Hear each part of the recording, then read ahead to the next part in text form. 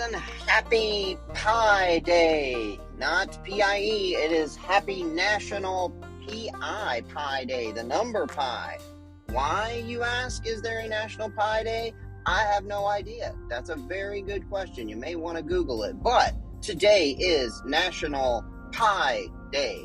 So, Happy Pi Day. It's also National Potato Chip Day, which is kind of cool, and National Write Down Your Story Day, but I don't know. That's all of those are strange. So, anyway, hope everyone is having a great week. Today is Thursday, March the 14th. I am your host, Eric Persley, and welcome into Talking Sports at Work. I am very, very happy today because free agency is going wonderfully for my Tennessee Titans.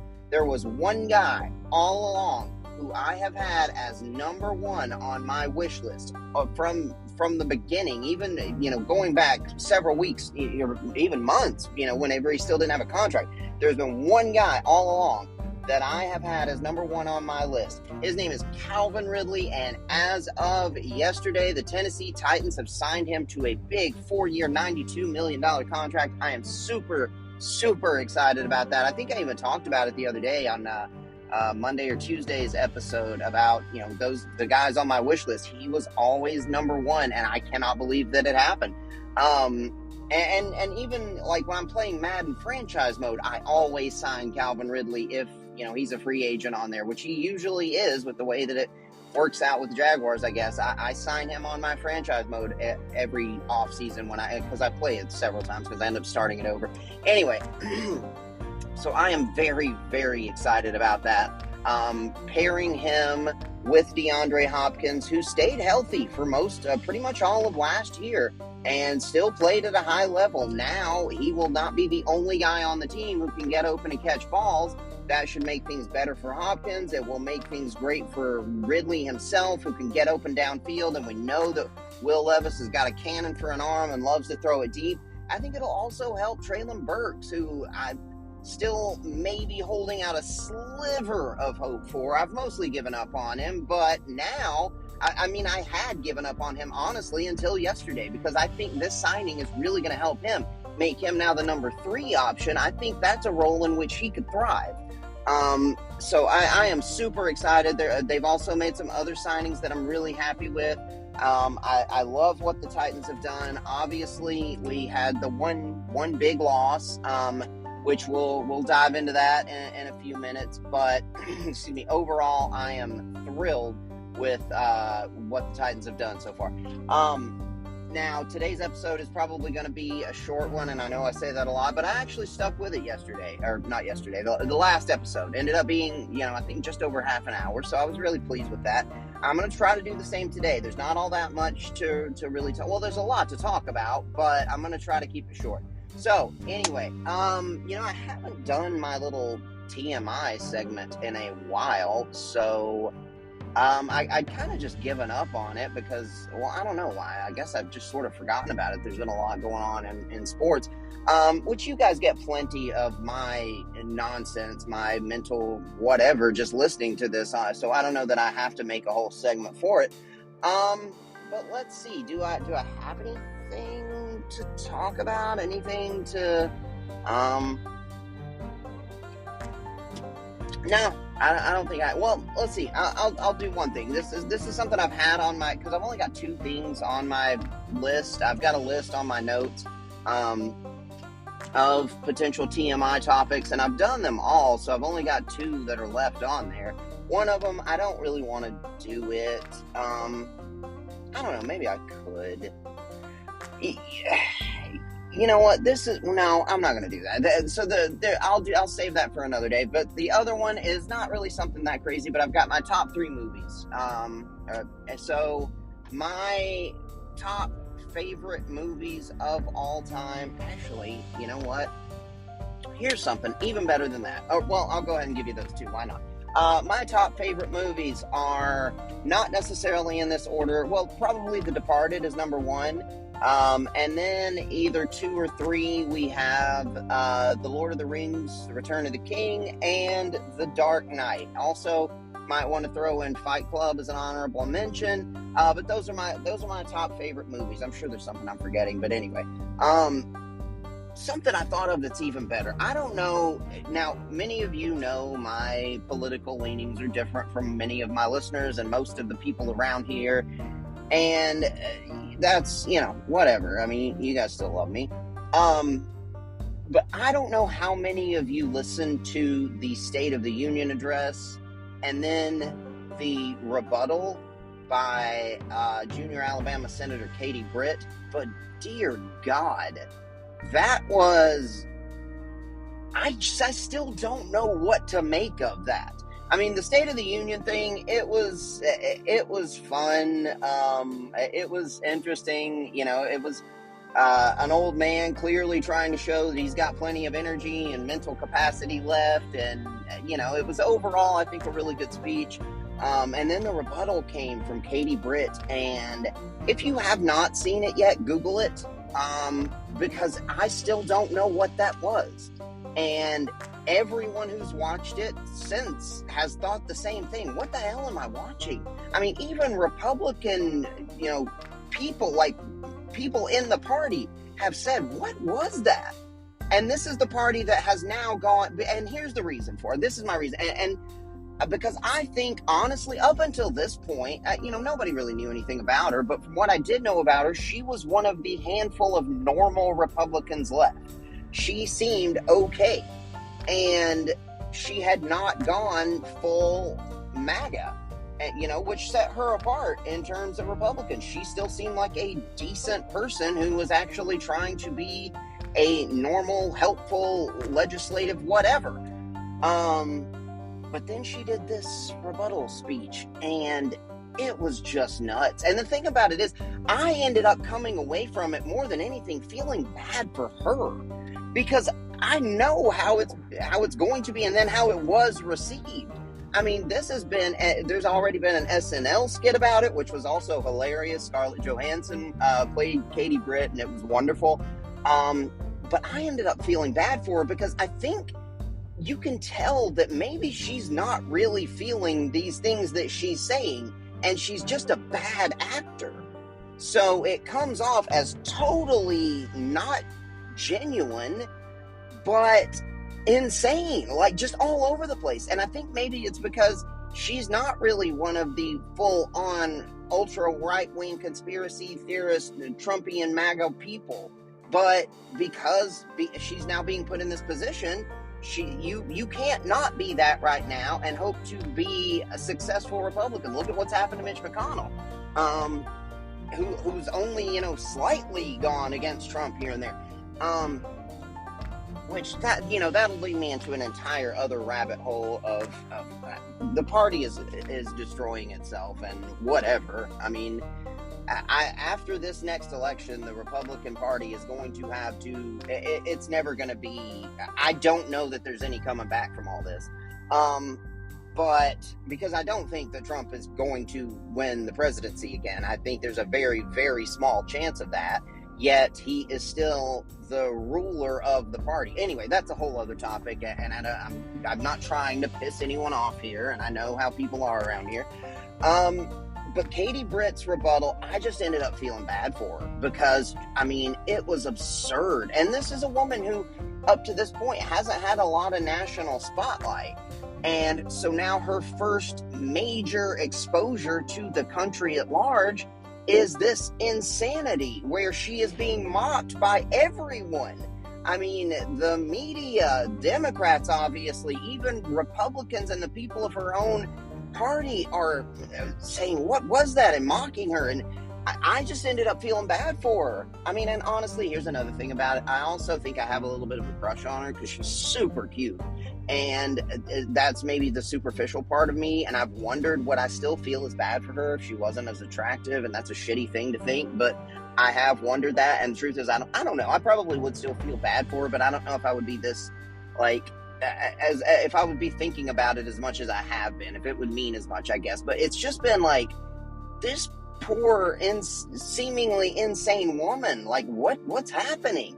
And again, up to this point, I mean, she's not someone I would have voted on. She is, or voted for normally. She is, definitely, at best, moderate right. She's pretty solid conservative, but she hadn't been, to that far extreme, what is now the normal right, the super right.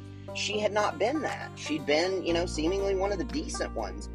And now this just insane, all over the place speech that she gave was just something crazy to watch. And what's weird is, again, I end up feeling bad for her and now have a big crush on her for some reason. Even though all of the things she said were what? And one of the things that's been highlighted the most is the story she told about about human trafficking, and it's everybody's going again. The Republicans are all attacking Biden for migrant crime now, and so she told the story about human traffickers and illegal immigrants, and how this poor woman had been raped, she says, thousands of times over the course of her human trafficking experience with these Mexican criminals. And anyway, and so she's giving this example of the terrible things that are going on down at the border. Anyway, come to find out, which it was pretty obvious right away, this woman herself even came out and said, first of all, that didn't happen under Biden's administration. That didn't even happen under Obama. That was during the Bush administration when all that shit happened. So using it as an example of what's wrong with Biden was clearly, at best, incredibly misleading. Anyway, that's one of the main things that's been highlighted about the major inaccuracies, which nobody cares anymore. Politicians just blatantly spew out bullshit, and it doesn't matter if it's true or not anymore, as long as people will continue to worship. But I mean, it still matters to people like me. But more than that, what struck me was not the content of what she said, but her just being all over the place. And then, smiling while she's talking about how we're steeped in the blood of patriots, and then getting down to this really sexy whisper at times, which was just weird and did not belong in the context of what she was speaking about, and it was just nuts. So anyway, if you have not had a chance to watch that yet, check it out. It is definitely something. And then also go and watch the SNL version that Scarlett Johansson did, because it was wonderful as well. But yeah, I don't know if that's a personal I guess the only TMI thing in there for me personally is that now I do seem to have a crush on this seemingly insane Republican woman. But I do, man. I do. It's weird. I don't know what is wrong with me. Anyway, so we have a lot of actual sports stuff to talk about today. So I'm going to take a quick break, and I will be right back. All right, hey friends, back again. So, quick disclosure here. I did another segment already, but I'm going to delete it because I know people don't like to listen to me talk about politics, and I kind of ranted for a long time. But I do have to make two notes. One, and this is just something that I remember. I know everybody talks about the border crisis, the migrant crime, and everything, and I don't know if people just don't realize this, or they don't know it, or Fox News just doesn't talk about it, and so they don't, Facebook doesn't tell them, and that's where they get most of their news. But there was a bipartisan bill that was all signed, sealed, delivered, ready to be passed, that was largely, totally everything Republicans asked for to help fix the border. Was going to hire thousands of more agents and more judges, was going to invest billions obviously it's not going to solve everything down at the border, but it was going to fix a lot of the problems down there. It was ready to go. The Republicans were the main ones who were happy about it and who worked on it, created it. And then someone said, no, let's not pass this. And so it was canned. This has just happened over the last few weeks. And we all know the reason why he said, no, let's not let them pass this. It's because it's good for politics. It's because now they can continue to talk about their main talking point, which is the border. And if that bill had passed, it was going to fix a lot of these problems, and now they wouldn't be able to point to all of these problems and say, oh, look at what a terrible job he's doing. I mean, I don't know if people just don't understand that, or I don't know. But if you actually listen to anything or pay attention to anything, you will know that there was a bipartisan, largely in favor of Republicans bill, that they got all the concessions they wanted pretty much. They got everything and it was ready to go. And then you know who said don't do it. And the entire reason he said don't do it was for politics. I mean, it's only really every 4 years that most of us even remember we have a border to the south. So that can continue to be their main thing. So I'm just going to say that. The other thing that I wanted to say is, and this is on a much happier note, Jon Stewart is back on The Daily Show, and that just makes me so, so happy because I've missed him so much. And the show he did on HBO wasn't quite as good. I watched it a little bit, but it wasn't as much fun. And honestly, The Daily Show is really the only news show that I can watch, and I realize it's not real news; it's comedy news, but it's the only one that doesn't. Anytime I watch any real news for the last several years, it just makes me so super like tense and frightened and depressed, and so. But The Daily Show, while it's still telling all the same insane bullshit that's going on, at least puts a very funny spin on it. And Jon Stewart's so likable. He's not back full time, but he's back at least on Mondays. Excuse me. And I used to watch it all the time. I watched it pretty much every night, and then he went away, and the other guy they had that replaced him wasn't as good, and so I stopped watching it for years. And now I'm just so happy that he's back. At least I don't know if he's just doing it during the election, but I'm just so happy. And then I watched it again on Tuesday night's episode when it wasn't him. It was the other two, Desi something. It was a woman and a man, and they were really funny too. So if you don't know about that, Jon Stewart is back at the Daily Show, and at least it puts a funny spin on all the insanity in the world while still being informative and letting people know what's going on. And Jon Stewart's just so wonderful. He's always been one of my favorite people in the world. So, with all that out of the way, I guess I'll pause real quick and then we'll actually talk about some sports.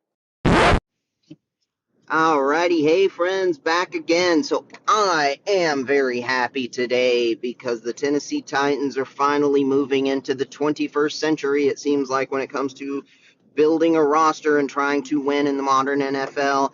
And I actually scared Jack and Sis whenever the announcement happened. We were in the bathroom. I don't know why we were all in I guess I was making them go to the potty. We were about to go somewhere. And I looked at my phone and saw the Tennessee Titans signed Calvin Ridley, and I just shouted, yes! It scared them, and I didn't mean to. But anyway, it wasn't like it scared them too badly.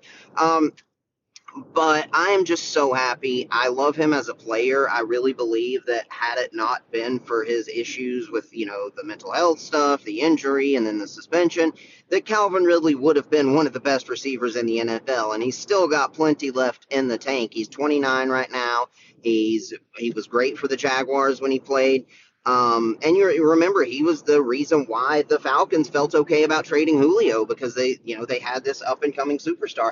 Now, while he's not quite that right now, and I don't know if he's going to be, he's at worst a really good receiver in the NFL, and we need as many of those as we can get. Now pairing him with DeAndre Hopkins, like I said, I think that's a great duo, and it's going to take a lot of that pressure off of Treylon Burks, where he doesn't have to be number one. He doesn't have to be even number two. He can just be our third best receiver, and I think that'll be maybe a good role for him. And yeah, it's going to give Will Levis a really great deep threat receiver, and I'm super excited. They also signed a really good center who's not, maybe like all pro caliber, and I know people were a little uncertain because the contract they gave him was a record-setting contract for a center. But what you got to remember here is the salary cap went up a lot more than people expected this past offseason. So all of these contracts that seem really high maybe aren't quite as high as they would have been a couple of years ago. And did we overpay for him? Yes. Did we overpay for Ridley? Yes. But you have to. That's what you got to do in free agency. And I am really happy with both of them. I also like Awuzie, the corner that we got, former Bengals corner, who's going to be, I think, a really good addition to a secondary that, again, needs as much help as they can get. Tony Pollard, I've talked about this one. I was surprised by it, and not that he's not a good player or won't be a good addition, but it's because it seemed redundant. Like we we've already got Tajay Spears, and they seem like pretty much the same player. But you know what? He's a good player, and we're clearly going more towards a pass-heavy offense. And he was a former receiver, and so he's definitely going to be very valuable in the passing game. And maybe he will be more of that passing back, and Tajay will be more of the first and second down guy. I don't know, but either way, we've got two of them, and I think they're both really good, and it's going to help the offense. Um, let's see what else. What else did we do? Those may have been. Well, we also signed Murray, the linebacker, who former Charger Kenneth Murray, who's got a lot of potential, but it seems like he's just never lived up to it at this point. But he's a downgrade from Azeez Al-Shire, but Al-Shire got a huge contract from the Texans, and one that I don't blame us for not matching. I mean, I was surprised at the size of the contract that Al-Shire got, but good for him.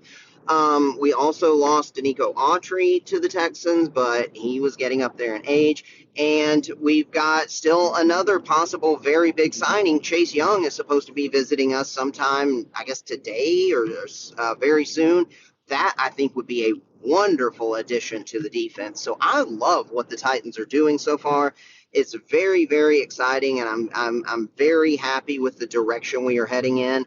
The one sad thing is obviously losing Derrick Henry, but we knew that was going to happen. I mean, he's 30 years old. He's an old school running back who's not really going to fit with what Brian Callahan wants to do.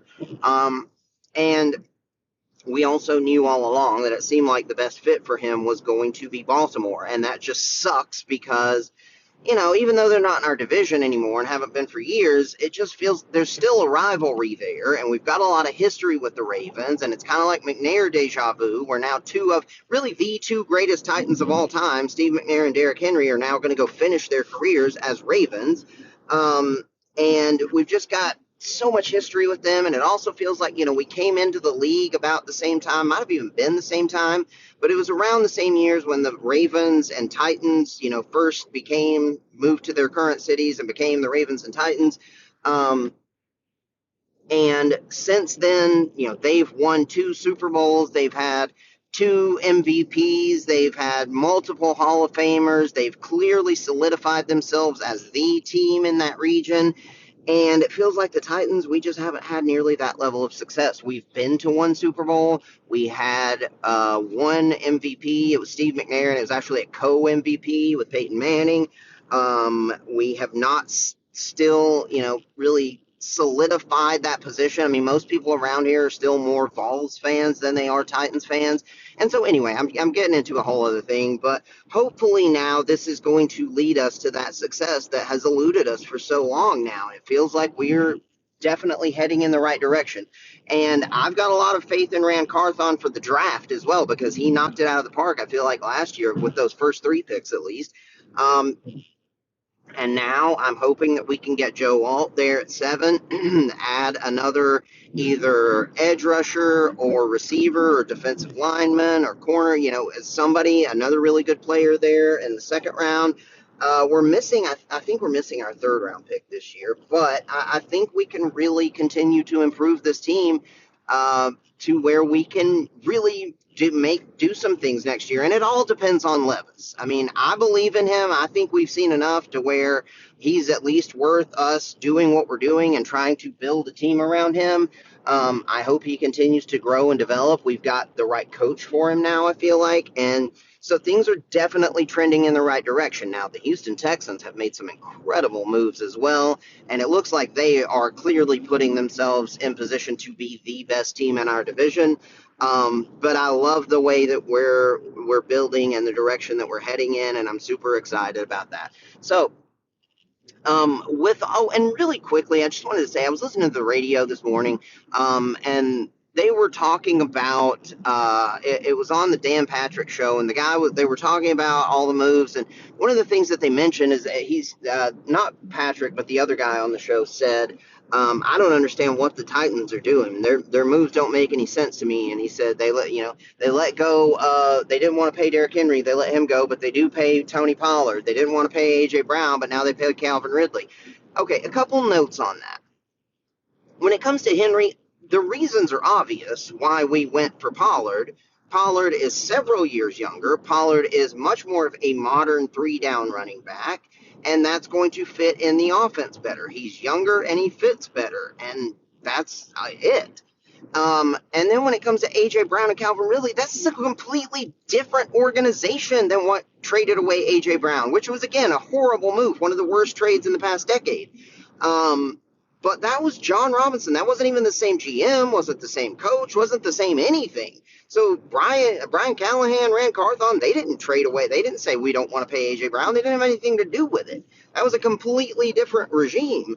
So, that's just stupid statements. And again, it's just another of the countless examples of how little attention that the national media will pay to Tennessee. But hopefully we can start winning. And if we start winning, then maybe they will start paying attention to us. Now, I'm going to take another quick break and we will talk about some of the other things in the NFL briefly. And then we'll probably go ahead and close it out for the day. Alrighty, hey friends, back again. So just wanted to briefly touch on some of the other things that have happened. I talked about a lot of the big moves in free agency a couple of days ago on the last episode. And some of the stuff that I've heard talked about on TV and on the radio over the last couple of days still involve, the quarterbacks that could be available. Obviously, the most talked about one of those is Justin Fields. We still don't know what's going to happen with him. It felt like when the Falcons signed Kirk Cousins, one of the first thing that came to my mind, and I even texted some of my friends about this, was saying, well, now the Justin Fields market's gone to shit. Because he was that was the one team that everybody had him going to and that it just made the most sense with. And, now it's kind of like, okay, where are they going to go from here? So clearly nobody was willing to give up a second round pick for him, because I think they would have done that in a heartbeat. I don't know if they've gotten any other offers, if people are trying to lowball them or just nobody's interested in Fields, but I do still think he's worth somebody like Minnesota or Las Vegas taking a chance on. If you can give him a third round pick for him, I think he's worth that. To a team like one of those two in particular. Denver just doesn't make sense with Sean Payton, I don't think.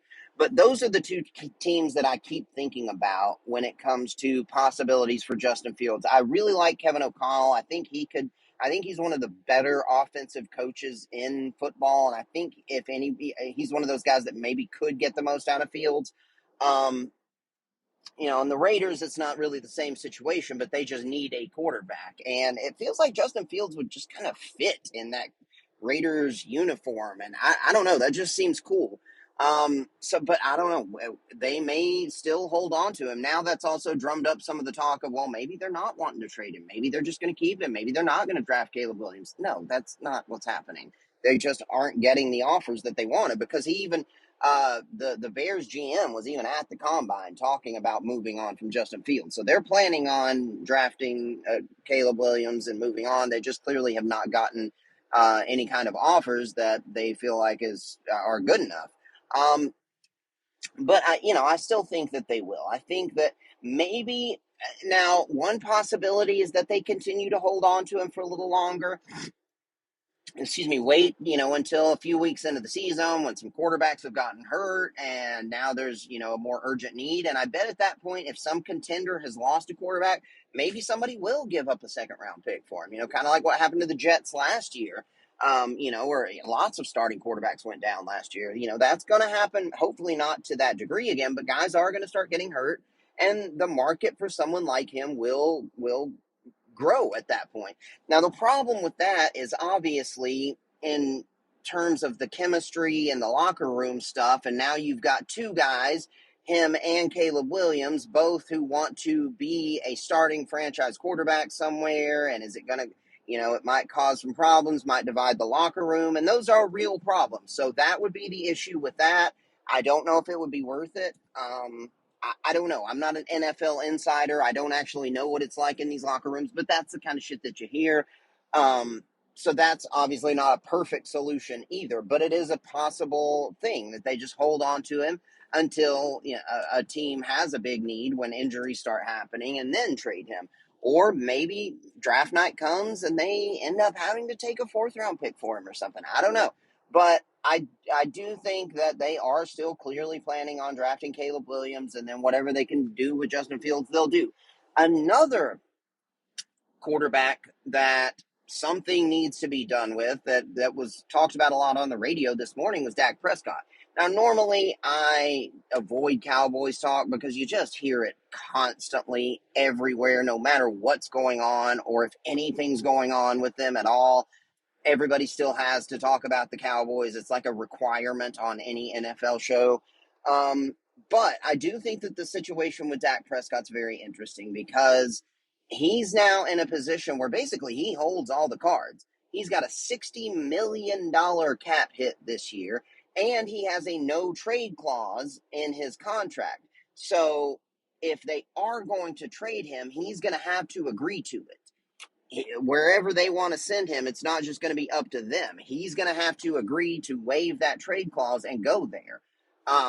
And at $60 million, they would have to either move him or rework a new contract. And that's going to mean at least 4 more years. And because if they could do a new contract with him, then they could lower that cap hit significantly, and then they'd be able to go ahead and ensure they can re-sign CD Lamb, Micah Parsons, and whoever else. But at this point, with a $60 million cap hit for your quarterback, it's going to make it really, really hard to sign to keep any other star players. So they're going to have to figure out something there. Now, what they were talking about on the radio was the value. What could you get for Dak Prescott? And I thought it was interesting because this topic was on ESPN radio, and Evan Cohen was saying that he believes somebody would be willing to give up 2 first-round picks for him. I don't know that that's the case. I mean, I guess so, yeah, but I don't think it would be anyone like the Giants. Like, I don't think that they're going to give the 5th or 6th overall pick for him. They were talking about some other teams that were there in the top 10. I don't think any of those teams will do it. Certainly not going to be the Patriots. Certainly not going to be the Commanders, because they're just not. If that did happen, then they would give that 1 pick and that's it. And I don't think they would do that, because if you're the Commanders, you're going to get probably, it seems like, Jaden Daniels at this point on a rookie contract, a guy that you can do what you want to do with. And why would they trade that for Dak Prescott and a $40 million cap hit and a 30-year-old quarterback who's had no success in the playoffs? Same thing with the Patriots. It seems like right now they're in position to get the guy I believe is the second best quarterback in the draft, and that's Drake May. Why would they make that deal? Why wouldn't they? Would rather just stick where they are and take Drake May. So I think if you're going to start talking about those potential trades, I think it doesn't start until you get to like the Vikings there at 11. And even then, I think maybe Minnesota would be willing to give up that 11th pick. I think they're at 11. Maybe they'd be able to give up that pick, but I don't know that they're giving up that pick and next year's for Dak Prescott. Maybe. I think he has shown that he's good enough to be a franchise quarterback, but I think with his age and his complete lack of success in the playoffs, it does make you a little wary. So I think it's a very interesting discussion, though, as far as what is Dak Prescott's trade value if the Cowboys do want to trade him. Now, in my opinion, I don't think they should. I think the best move for them is to just go ahead and extend him. He's proven to be a very good quarterback for you. And yeah, he hasn't had the success in the playoffs, but there have been other reasons. It's not just on him. And if you've got a quarterback like that, who is at worst a top 10 quarterback in this league, don't go screwing around with it. I mean, throughout his tenure there, you guys have consistently been, one of the top 5 offenses in the league throughout the entire time you've had this guy as your quarterback. So don't go screwing around with that. You're going to have to do something. I don't know that you can just eat $60 million and then let him walk in free agency next year. But I think the right thing for them is just go ahead and extend him, get that cap hit down significantly and say, okay, you are our quarterback, Dak. But we know that Jerry Jones has never really seemed to be fully on board with Dak. I mean, even early on in his career, Jerry Jones was still very much on the Romo train and wanting to continue with Romo. And then we've had seemingly this uncertainty all along about how much do they want, how much do they love that Dak, how much do they value him. And then they did give him the big extension where he got pretty much everything he could hope for, including the no trade clause and lots of money. But even still, now here we are again having these same kinds of conversations. So I don't know, but I think it's a very interesting topic as far as what might happen with Dak. And now one quick final note on a quarterback thing, and there's still lots to talk about, but I'm going to save that for the next few days, I guess. We'll have lots to talk about during the free agent and pro day and draft period. So we'll talk about more. One thing I did want to touch on really briefly is, I don't know if you guys heard about this yet, but apparently Aaron Rodgers is being considered as a vice presidential candidate. I mean, what? What the hell? And he's clearly at least considering it because these rumors have been going around for a couple days now and he hasn't shot them down. But Robert Kennedy Jr. is apparently planning on running as a third party for president, which I think is in itself just a ridiculous thing. I don't know what good that ever does except drawing votes away from one side or the other.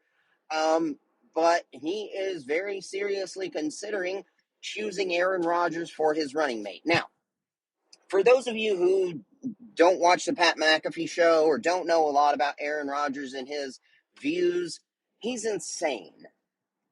He is full on, like, ultra conspiracy theorist crazy. Like, it seems like every fringe conspiracy theory out there, Aaron Rodgers is on board with it. I mean, we all know the stuff about the vaccine thing, which, you can believe what you want about that. That was, a whatever. But he's also a 9/11 truther, someone who believes that that 9/11 was not actually perpetrated by terrorists, but was actually an inside job by people in the government. And this is a starting quarterback for the New York Jets, by the way, who believes this shit about 9/11. And somehow nobody asks him about it. The New York media just takes it way too easy on him. And it felt like after he got hurt, at least maybe they would start to question some of this insanity. But no, they still haven't. They're still just continuing to hold out hope that Rodgers is the savior for the Jets and nothing else matters. And in terms of football, I guess it doesn't. But it's just surprising to me that in this city where it is the biggest spotlight that exists in sports, any New York market, and you are the guy on the football team there, the quarterback, the superstar, yet nobody really talks about all this stuff. It's not like he tries to hide it or keeps it a secret. I mean, anytime, if you used to listen to or watch him on the Pat McAfee show back when he still did that every week, he talked about that shit a lot. But he is out there, man.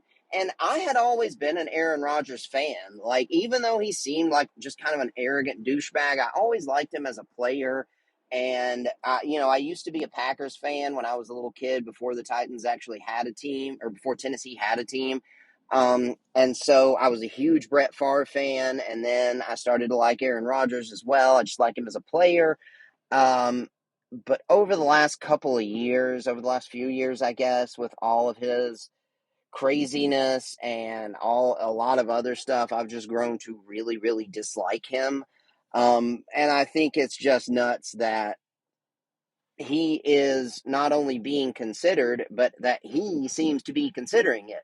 Because I don't know if this guy understands, but running for president or vice president, running a presidential campaign, kind of a time-consuming role.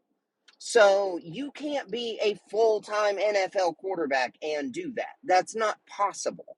I mean, the only way he could do that is to half-ass both of them in a big way.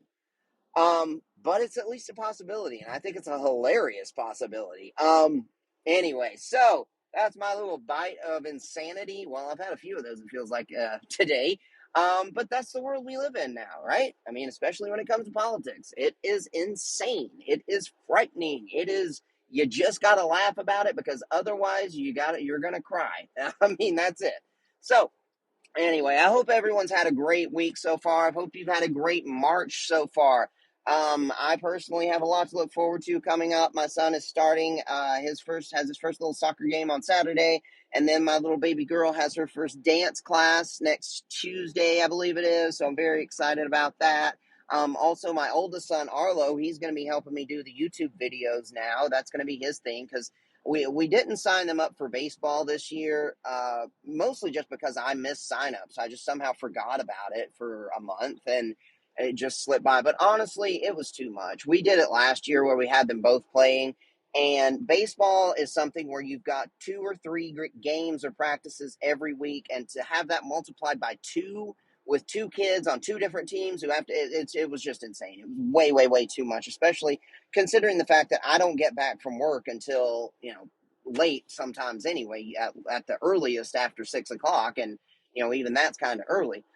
So it was impossible, but I did end up getting him signed up for soccer. He's going to play that on Saturdays. Sis is going to do the dance, and Arlo is going to help me do that. His thing this season is going to be helping me do the videos, and he's already done one where he was kind of like I let him be the director, and Jack was playing. I think it was Mario Kart, and I let Arlo run the computer. And we did a little video of them. It was really cute. I think I'm going to post it on the YouTube channel at some point here in the near future. But yeah, we've got lots to look forward to. I have to have that because honestly, I don't like springtime. I hate springtime. I have to start mowing the yard again. I like the cold weather, and now it's gone away. And yeah.